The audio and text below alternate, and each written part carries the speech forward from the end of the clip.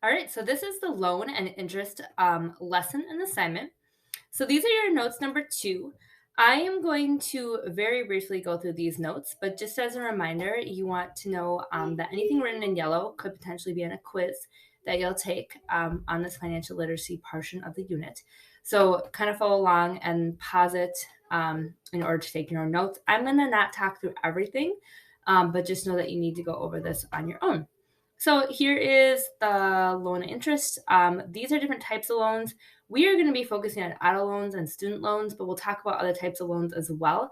But the reason we're going to talk about auto and student loans are those are the ones that you're going to probably be taking out in the more the near term, as opposed to some of these other types of loans.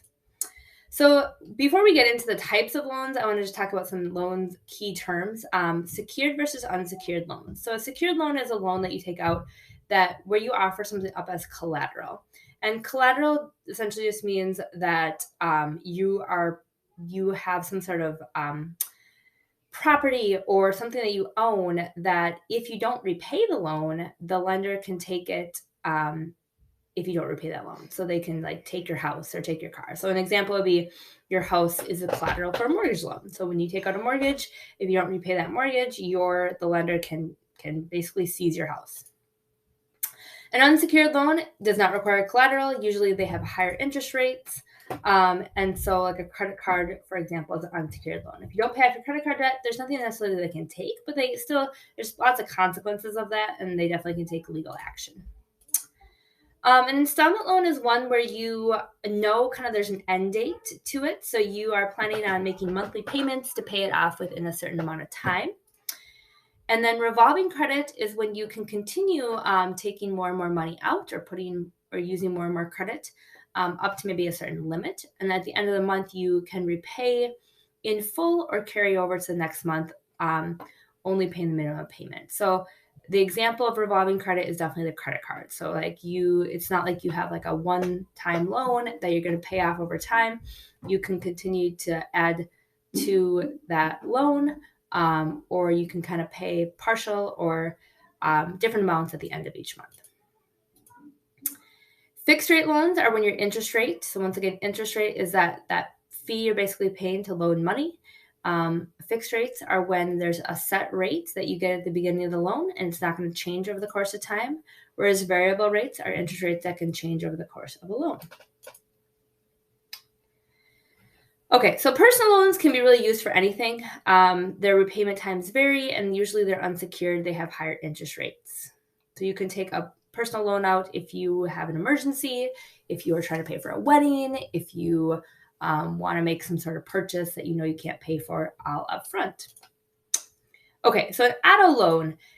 When you buy a car, and many of you may be thinking about starting to buy a car eventually, you borrow the price of the car, borrow the amount of money, which is the price of the car, minus the down payment that you made at the time of purchase. It's usually a secured loan, so if you don't pay off your car loan, your car can be taken.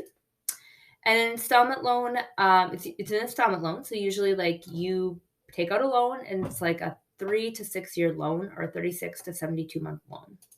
You're going to pay it off by the end of that. You're going to pay like a certain monthly payment, and by the end of that, your entire car is yours. Interest rates can be dependent on credit score. And then student loans, we're also going to talk about student loans. Student loans are help you pay for college and graduate school. They can be available from federal government, but also private lenders. And federal loans are oftentimes more desirable because they offer deferment, meaning that you can put it off until a later time, forgiveness, and lower interest rates. And these are unsecured, so there is no collateral that you have to offer up or nothing that they can take if you don't pay these off.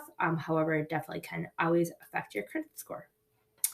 Mortgage loans, which I don't think too many of us are thinking about buying a house quite yet, but you may be talking about this with your family if they're thinking about buying a house.